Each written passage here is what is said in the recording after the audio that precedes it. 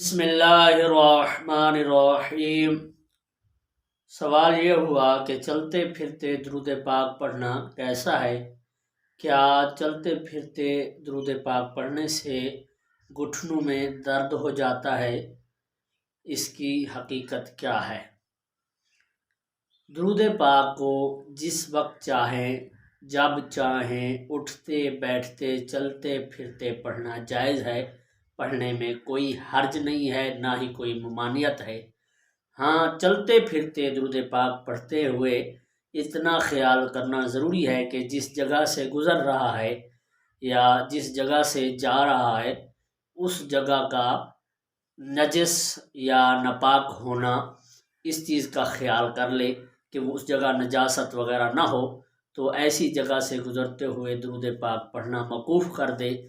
باقی اللہ نے تمام زمین کو پاک بنایا ہے، جہاں زہری نجاست نہ ہوگی تو اس زمین کو پاک سمجھ کر ہی درود پاک پڑھا جا سکتا ہے۔ باقی رہی بات کہ گھٹنوں میں درد، تو یہ ایک افواہ ہے، حقیقت سے اس کا کوئی تعلق نہیں ہے، بلکہ درود پاک میں تو ہر مومن مسلمان کے لیے شفا رکھ دی گئی ہے۔